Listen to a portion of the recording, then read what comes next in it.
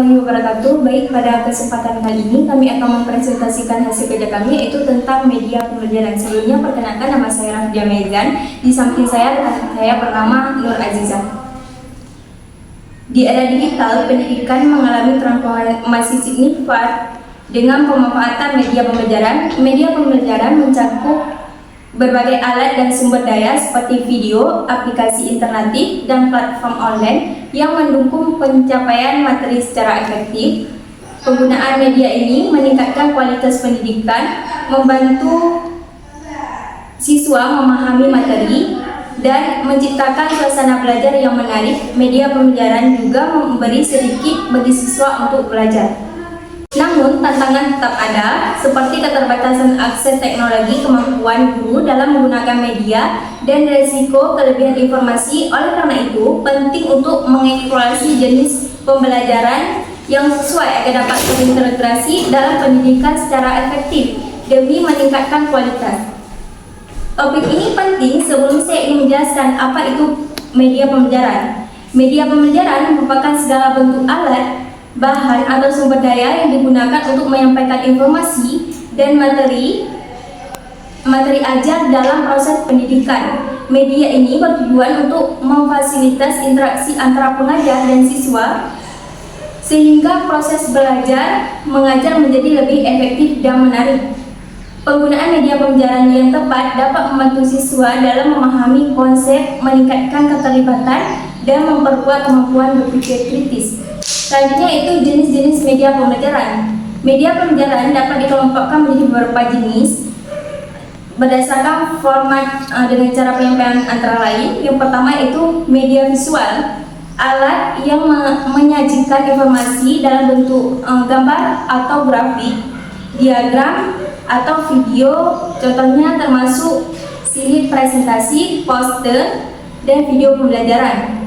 Selanjutnya yang kedua itu media audio, alat yang menyampaikan informasi melalui suara seperti rekaman audio, podcast, atau radio pendidikan. Selanjutnya yang ketiga itu media cetak, semua bentuk materi yang dicetak seperti buku teks, majalah, brosur, dan lembar kerja siswa. Dan yang keempat yaitu media interaktif, alat yang memungkinkan siswa untuk berinteraksi secara langsung dengan materi pembelajaran seperti perangkat lunak, pendidikan, aplikasi mobil, dan simulasi komputer. Dan yang terakhir yaitu media digital, mengacu pada penggunaan teknologi digital seperti platform pembelajaran online, misalnya Google Classroom, dan konten multimedia yang dapat diakses melalui internet.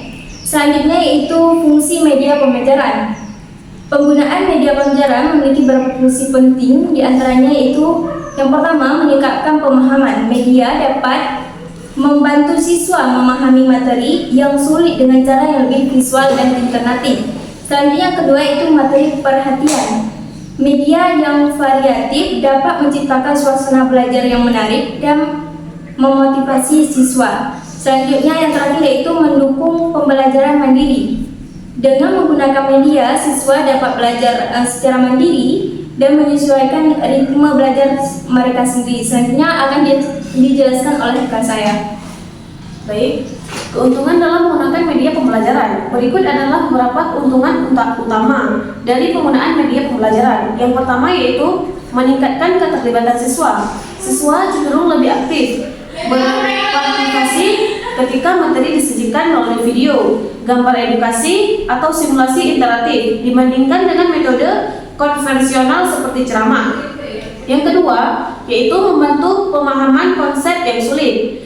Media pembelajaran memungkinkan penyajian informasi dalam berbagai format sehingga siswa dapat memahami konsep yang sulit dengan lebih mudah. Yang ketiga yaitu mendukung pembelajaran individual. Media pembelajaran memberikan kesempatan bagi siswa untuk belajar sesuai dengan ritme dan gaya belajar mereka masing-masing. Yang keempat yaitu meningkatkan retensi dan ingatan. Penelitian menunjukkan bahwa siswa lebih mampu mengingat informasi ketika dipresentasikan dengan cara beragam. termasuk kombinasi antara teks, gambar, dan suara. Penggunaan media yang berbeda dapat membantu siswa memperkuat ingatan dan mengurangi lupa. Yang kelima yaitu mendorong pembelajaran kolaboratif. Banyak media pembelajaran, terutama platform digital, memungkinkan siswa untuk bekerja sama dalam proyek atau tugas. Yang keenam yaitu memfasilitasi akses ke sumber daya yang beragam. Dengan adanya teknologi, siswa dapat mengakses berbagai sumber daya pembelajaran, termasuk artikel, video, dan tutorial dari seluruh dunia. Yang ketujuh yaitu menghemat waktu dan energi. Penggunaan media pembelajaran yang efektif dapat menghemat waktu dalam menyampaikan materi. Yang terakhir yaitu meningkatkan kualitas pengajaran dengan memanfaatkan berbagai alat dan sumber daya. Guru dapat menyampaikan materi dengan cara yang lebih kreatif dan inovatif, yang pada gilirannya dapat meningkatkan hasil belajar siswa. Selanjutnya yaitu tantangan dalam penggunaan media pembelajaran. Berikut adalah beberapa tanggapan utama dalam penggunaan media pembelajaran. Yang pertama, keterbatasan akses teknologi. Tidak semua siswa memiliki perangkat yang diperlukan, seperti komputer atau akses internet yang stabil. Hal ini dapat menciptakan kesenjangan dalam kesempatan belajar antara siswa. Yang kedua, keterampilan dan pelatihan guru. Banyak guru mungkin tidak terlatih dalam menggunakan media pembelajaran secara optimal. Oleh karena itu, paling untuk menyediakan pelatihan dan dukungannya yang memadai bagi guru agar mereka dapat memanfaatkan teknologi yang dengan baik. Yang ketiga yaitu overload informasi. Dengan banyaknya informasi yang tersedia secara online, siswa dapat merasakan kewalahan dengan banyaknya sumber yang ada. Yang keempat yaitu ketergantungan pada teknologi. Penggunaan media pembelajaran yang berlebihan dapat menyebabkan ketergantungan pada teknologi. Yang terakhir yaitu tantangan dalam evaluasi. Media pembelajaran yang beragam dapat menyulitkan guru dalam menilai pemahaman siswa yang akurat. Contoh pembelajaran yang efektif. Berikut adalah beberapa contoh media pembelajaran yang efektif yang dapat digunakan dalam berbagai konteks pendidikan. Yang pertama yaitu video pembelajaran. Yang kedua, presentasi interaktif. Yang ketiga, simulasi dan permainan edukasi. Yang keempat, aplikasi pembelajaran. Yang kelima, e-book dan sumber daya digital. Yang keenam, forum diskusi dan media sosial. Yang ketujuh, laboratorium virtual. Dan yang terakhir yaitu podcast atau audiobook.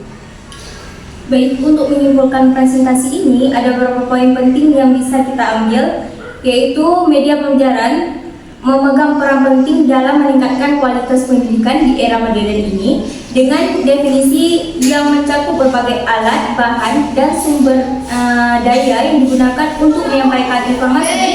Media pembelajaran berfungsi untuk memperkaya pengalaman belajar siswa dan membantu mereka memahami materi dengan baik. Poin yang kedua itu keuntungan penggunaan media pembelajaran meliputi peningkatan keterlibatan siswa, pemahaman konsep yang lebih mendalam, dan dukungan untuk berbagai gaya belajar. Namun, tantangan seperti keterbatasan akses teknologi, kebutuhan akan keterampilan guru, dan masalah keamanan data juga perlu diperhatikan agar pemahaman media pembelajaran dapat berjalan dengan optimal. Poin yang ketiga itu contoh media pembelajaran yang efektif seperti video pembelajaran, aplikasi edukasi, simulasi, dan forum diskusi menunjukkan bagaimana teknologi dapat digunakan untuk menciptakan pengalaman belajar yang interaktif dan menyenangkan dengan memilih media yang sesuai dengan